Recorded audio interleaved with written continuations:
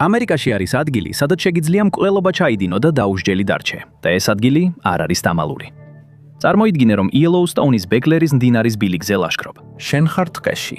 უახლოესი გზიდან 10 მილში გადაკვეთ პატარა უნიშნო ნაკადულს და ისე, რომ ვერც კი გაიგე ვაიომინგიდან აიდაჰოში გადახვედი. ხეები იგივეა, ჰაერი ისეთივე თხელია, მაგრამ იურიდიულად ყველაფერი შეიცვალა. ამას სიკვდილის ზონას უწოდებენ. აქ უმეტესობა ხალხისა დათვებზე ღელავს და არა კონსტიტუციაზე. მაგრამ სწორედ ესაა ის, რაზეც უნდა ღელავდნენ. რადგან ამ კონკრეტულ დღის მონაკვეთში კანონი არ იმიტომ ვერ მუშაობს, რომ სუსტია. ის ვერ მუშაობს იმიტომ, რომ თავის წესებს იდეალურად მისდევს.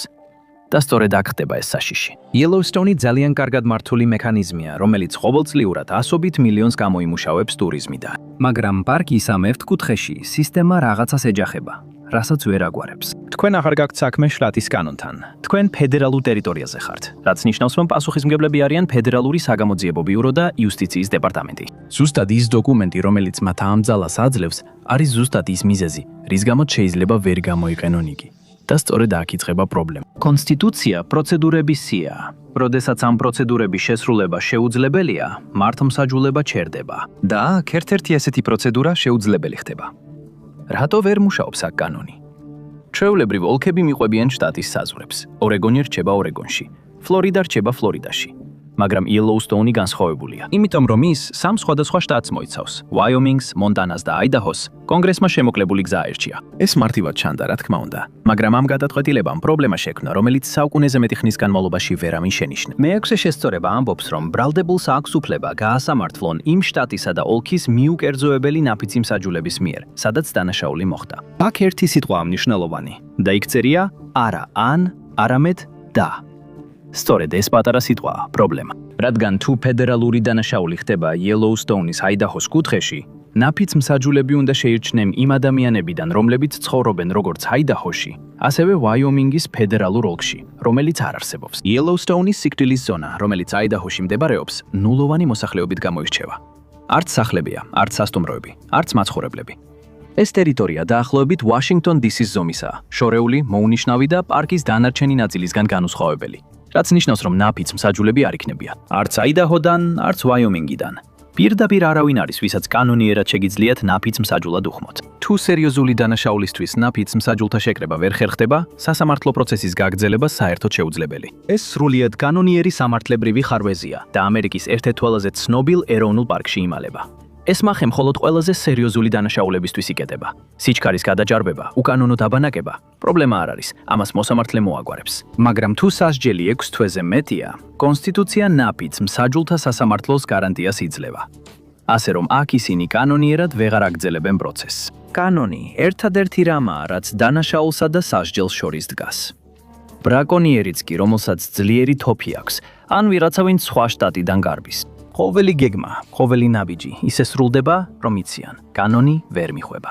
ამ სიცარიელეში სამართლიანობის ჩვეულებრივი წევრი წესები ქრება და მათ ადგილს იკავებს პროცედურული შეუძლებლობის უცნაური ლოგიკა. ეს სისტემის ხარვეზი არ არის, ეს სრული ჩიხია. 100 წელზე მეტი ხნის განმავლობაში ეს პრობლემა შეუმჩნეველი რჩებოდა. შემდეგ კი სამართლის პროფესორმა სახელად ბრაიან კალტმა ის აღმოაჩინა. 2004 წელს ის უბრალოდ სწავლობდა მეექვსე შესწორებას და იმას, თუ როგორ იყო ფედერალური ოლქები რუკაზე გადანაწილებული. მაგრამ შემდეგ მან რაღაც შეუძლებელი შენიშნა. ხაზები მონტანასა და აიდაჰოში გადიოდა. იქ ნაფიც მსაჯულთა შეკრება კონსტიტუციურად შეუძლებელი იყო. ის აღფრთოვანებული არ ყოფილა. ის შეშინებული იყო. ეს იყო ადგილი, სადაც კონსტიტუცია ითხოვდა იმას, რაც ფიზიკურად ვერ მოხდებოდა. ძალიან ცოტა სხვა ქვეყანა აძლევს ასეთ იურიდიულ ხარვეს საშუალებას, რომ ეროვნული პარკის შიგნით არსებობდეს. კანადაში მაგალითად ეროვნული პარკები პროვინციის ან ფედერალური იურისდიქციის ქვეშაა, მაგრამ სასამართლო ოლქები ყოველთვის ისეა გაწერილი, რომ ნაფიც მსაჯულთა შეკრება შესაძლებელი იყოს. თუნდაც ყველაზე შორეულ ადგილებში მთავრობები საგანგებო სიტუაციებისთვის გეგმავენ. აშშ-ში გამორჩეულია, რადგან კონსტიტუცია აბსოლუტურია, მაგრამ აბსოლუტური უფლებები ფიზიკურ გეოგრაფიასთან იკვეთება, რაც განვითარებულ სამყაროში უნიკალურ ხარვეს ქმნის. 2005 წელს კოლტმა გამოაკვაკნა ნაშრომი სახელწოდებით სრულყოფილი დანაშაული. არა იმისთვის, რომ ვინმე წაეხალისებინა, რა თქმა უნდა, არამედ იმისთვის, რომ ვინმეს მისი გამოსწორება დაეძალებინა. მან ასლები გაგზავნა იუსტიციის დეპარტამენტში, აშშ-ს პროკურორთან ვაიომინგში და კონგრესის წევრებთან. სწრაფ პასუხს ელოდა. ამის ნაცვლად სიჩუმე მიიღო. იუსტიციის დეპარტამენტმა არაოფიციალური პოზიცია დაიკავა, რომელიც ფაქტობრივად პრობლემის იგნორირებას ახდენდა. ეს ხარვეზი არ არსებობდა მანამ, სანამ სასამართლო არ იტყოდა, რომ ის არსებობს. ისინი ამტკიცებდნენ, რომ სასამართლო პროცესის გადატანა ან სხვა გამოსავლის პოვნა შეიძლებოდა, მაგრამ გოლდმა იცოდა, რომ მეექვსე შესწორება ასე არ მუშაობს. შენ ვერ გადაადგილებ სასამართლო პროცესს მხოლოდ იმიტომ, რომ კონსტიტუცია მოუხერხებელია. სწორედ ამის თავიდან ასაცილებლად შეიქმნა უფლებათა ბილი. კოლტმა დაიწყო შიში, რომ მისი ნაშრომი დანაშაულის სახელმძღვანელოდ იქცეოდა. მან ზუსტად აღწერა კოორდინატები და სამართლებრივი არგუმენტები, რომლებიც მკვლელობის ბრალდებიდან გათავისუფლებისთვის იყო საჭირო. იელოუსტოუნი ბუნებრივი საოცრების ადგილიდან სამართლებრივი საიდუმლოს ადგილად გადაიქცა. კოლტის ნაშრომი ვირუსულად გავრცელდა და რომანებისა და სატელევიზიო შოუების თემად იქცა. მაგრამ მიუხედავად სიკვდილის ზონის პოპულარობისა, მიწის რეალური სამართლებრივი სტატუსი უცვლელი რჩება. ამის რეალური მაგალითიც არსებობს პრაქტიკაში. 2005 წელს მამაკაცის სახელად მაიკ ბელდერეინი დააკავეს მონტანას ნაწილში, იელოუსტოუნის პარკში, ბრაკონიერობისთვის. ის მკვლელი არ იყო, უბრალოდ მონადირე იყო, რომელმაც დიდი მამალი ირემი იქესროლა, სადაც არ უნდა ესროლა. როცა საქმე სასამართლოში მივიდა, მისმა ადვოკატებმა ბრაიან კოლტის მიერ აღწერილი ხარვეზი წამოაყენეს. მათ თქვეს, რომ მას უნდა ჰყოლოდა ჟიური მონტანადან და არა ვაიომინგიდან. მოსამართლემ ეს მოთხოვნა მაშინვე უარყო. მთავრობამ დათანხმდა საპროცესო შეთანხმებას. ბელდერენს მიუსაჯეს 4 წელი ციხეში, ასევე ჯარიმები და ზიანის ანაზღაურება. შეთანხმების ფარგლებში მან დათანხმდა, რომ არ გაასაჩივრებდა სიკვდილის ზონის საკითხს მაღალ ინსტანციაში. ასე ექცევა სისტემა ცნობილ ხარვეზებს. ჩუმად აკონტროლებს პრობლემას, მხოლოდ სიმპტომებს აგვარებს და ხარვეზი ისევ რჩება. ეს 50 კვადრატული მილის ხრელი უმეტესად კვლავ უცდელია. კონსტიტუციური დროის ნაღმივით ელოდება თავის დროს უკაცრიელ ადგილებში. მთავრობას ბელდერანეს შემთხვევაში გაუმართლა, მაგრამ სიკვდილის ზონა ბრალდებულის თანამშრომლობას არ საჭიროებს. ეს მხოლოდ იმას საჭიროებს, რომ ვინმე უკეთ იცოდეს კანონი, ვიდრე პროკურორი და კონდეს აიდაჰოს 50 კვადრატული მილის ადგილის კოორდინატები, რომელიც ბრაიან კოლტმა ყველასთვის ხელმისაწვდომად რუკაზე მონიშნა. კოორდინატები საჯაროა. იურიდიული არგუმენტიც გამოქვეყნებულია. ნებისმიერ ადამიანს, ვინც მზადაა წაიკითხოს ეს მასალა, შეუძლია შევიდეს იმ დღეში და ზუსტად იცოდეს, რას შეუძლია და რას ვერ შეძლებს კანონი მის მიმართ. წლების განმავლობაში ეს თეორიულად რჩებოდა და შემდეგ ყველაფერი რეალური გახდა. თქვათ ჰიპოთეტურად, ვიღაცა 1 კვირის განმავლობაში სწავლობს კოლტის ნაშრომს, ბეჭდავს კოორდინატებს. ისინი მიდიან ბეკლერის ბილიკის საწყის წერტილში, გადიან 10 მილს და ჩადიან დანაშაულს, რომელსაც თვეების განმავლობაში გეგმავდნენ. იციან, რომ როდესაც გამომძიებლები მივივლენ, პირველი ზარი შერიფს არ გაეგზავნება. ის ზარი კონსტიტუციური სამართლის პროფესორთან იქნება. და ის პროფესორი მათ იმავეს ეთქვის, რაც კოლტმა უთხრა იუსტიციის დეპარტამენტს 2005 წელს. მოსაწვევი ნაფიც, მსაჯულები არ არიან. 2021 წელს გაბი პეტიტოს გაუჩინარებამ მსოფლიო ყურადღება მიიპყრო. მისი ცხედარი მოგვიანებით იელოუსტოუნის რეგიონთან ახლოს იპოვეს. უეცრად ხალხმა დაიწყო კითხვა, რა მოხდებოდა ეს რომ რამდენიმე მილით დასავლეთით მომხდარიყო? რა მოხდებოდა ეს რომ სიკვდილის ზონაში მომხდარიყო? ესეთი გახმაურებული ტრაგედიის სიკვდილის ზონასთან სიახლოვემ აკადემიური უსაფრთხოების ბიზბადე გააქვს. ამან ხალხს გააცნობიერებინა, რომ მეექვსე შესწორება სისტემის მთლიანობის დასაცავად არსებობს, მაგრამ როდესაც ის რუკის შეცდომის გამო ირღვევა, ყველაზე მეტად სწორედ იმ სხვერპლებს ღალატობს, ვისაც ყველაზე მეტად სჭედათ ჭირდებათ მისი დაცვა. ვალოდეიბელის საქმე იელოუსტოუნთან კიდევ უფრო პირდაპირ კავშირს ამყარებდა. Tylee Ryan და J.J. Wallow, Lori Wallows ორი შვილი, ბოლოს ცოცხლები 2019 წლის 8 და 22 სექტემბერს დააფიქსირეს პარკის ტერიტორიაზე. თუ ბავშვებს ზონის შიგნით ზიანს მიატენებდნენ, ბრალდების მხარე პირდაპირ კონსტიტუციურ კოშმაში აღმოჩნდებოდა. ვალოდეიბელის საქმე საბოლოოდ შტატის სასამართლოებში განიხილეს, რადგან ცხედრები აიდაჰოს კერძო მიწაზე იპოვეს. მაგრამ ეს ჰიპოთეტური სცენარი მაინც არ ასვენებდა ფედერალურ გამომძიებლებს. 2022 წელს აიდაჰოს კანონმდებელმა კოლინ ნაშმა სწორედ ამის გაკეთებას სცადა. მან წარადგინა ოფიციალური მოთხოვნა, რომლითაც კონგრესს საზღვრის გადახაზვას სთხოვდა. ეს ზუსტად ის გამოსავალი იყო, რასაც ბრაიან კოლტი 2005 წელს თავაზობდა. ის შტატის დონეზე დაამტკიცეს. შემდეგ ვაშინგტონში გადავიდა და არაფერი მოხდა. ეს რუკის შეცდომაა და გამოსავალი მარტივია. აიდაჰოს ის ნაწილი, აიდაჰოს ფედერალურ სასამართლო ოლქში გადაიტანეთ. ერთი წინადადება კანონმდებლობაში, სულ ესაა.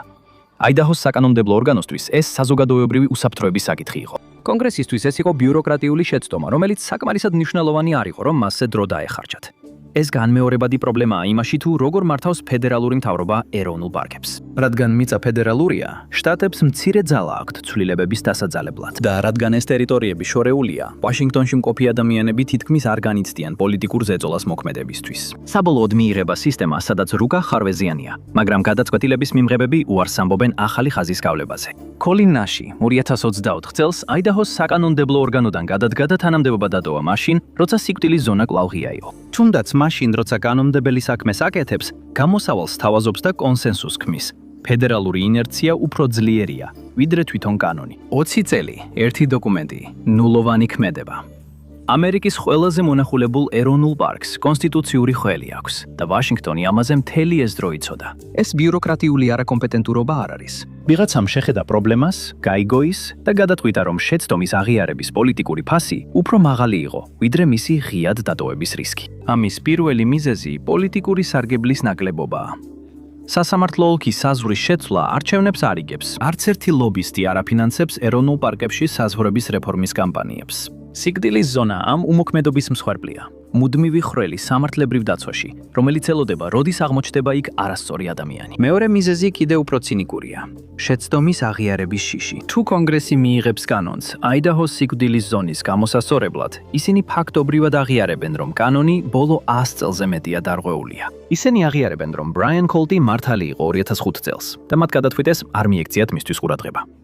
პოლიტიკაში ხანგრძლივი ჩავარდნის აღიარება ხშირად უფრო სარისკოდ აღიქმება, ვიდრე მის გაჯიანურებას. სანამ არავინ გათავისუფლდება ტექნიკური მიზეზით, კონგრესი შეიძლება განაგრძოს თავის მოტყუება. ის მოტყუება თითქოს ეს მხოლოდ იურიდიული ფაკულტეტის თეორიული მაგალითია. ისინი საზოგადოებრივი უსაფრთხოებით თამაშობენ, რათა საკუთარი რეპუტაციები დაიცვან. იმედოვნებენ, რომ დრო ამოიწურება, სანამ ბომბი აფეთქდება. მეექვსე შესწორება მხოლოდ იმდენად ძლიერია, რამდენადაც რუკა ამის საშუალებას იძლევა. თუ კანონმდებლებს შეუძლიათ უგულებელკონ ხრელი ქვეყნის მთავარ პარკში, კიდევ რა სხვა ხარვეზები არსებობს სისტემაში? ზუსტად იგივე დანაშაული, ჩადენილი 1 მილის დაშორებით, სრულიად განსხვავებულ სამართლებრივ შედეგებს იწვევს. კონსტიტუციას ეს არ იცის, მაგრამ რუკას კი. იელოუსტოუნში კანონი პირობითია. ბრაიან კოლტმა ცნობილად თქვა, რომ ერთადერთი რაც ამას გამოასწორებს, სისხლიანი პერანგია. ვიღაცას ალბათ მოუწევს ძალადობრივი დანაშაულის ჩადენა, მოსამართლის წინაშე წარდგომა და იმის ყურება, როგორ გაუქმდება საქმე, რადგან ნაფიც საჯულთა შეკრება შეუძლებელია. მხოლოდ მაშინ, როცა გაზეთების სათაურები იყვირებენ მკვლელის თავისუფლად სიარულზე, იგრძნობს კონგრესი იმ ზეწოლას, რაც საჭიროა ერთი მარტივი წინადადების კანონად გასატარებლად. სანამ ეს დამამცირებელი საჯარო მარცხი არ მოხდება, სისტემა ამჯობინებს სხვა მხარეს ხედოს და თავი მოაჩვენოს, თითქოს საფრთხე არ არსებობს. ისინი ტრაგედიას ელოდებიან, რომ მიიღონ პოლიტიკური საფარი თავიანთი მოვალეობის შესასრულებლად. 122 წლის შეცდომას ისე ეპყრობიან, თითქოს ეს უმნიშვნელო უხეხულობა იყოს. მეექვსე შესწორება კვლავ პარალიზებულია აიდაჰოს იმ პატარა ნაწილში. ეს რჩება გაფრთხილებად ყველა ამერიკელისთვის. თუ ესეთი აშკარა ხარვეზი შეიძლება არსებობდეს ერთ-ერთ ყველაზე მეტად დაკვირვების ქვეშ მყოფ მაღალპროფილურ ეროვნულ პარკში, კიდევ რა შეიძლება იმალებოდეს იმ სისტემებში, რომლებსაც თავისთავად მივიჩნევთ? ის ნაკადულის გადაკვეთა ბეკლერის ბილიკზე ისევ გამოიყურება.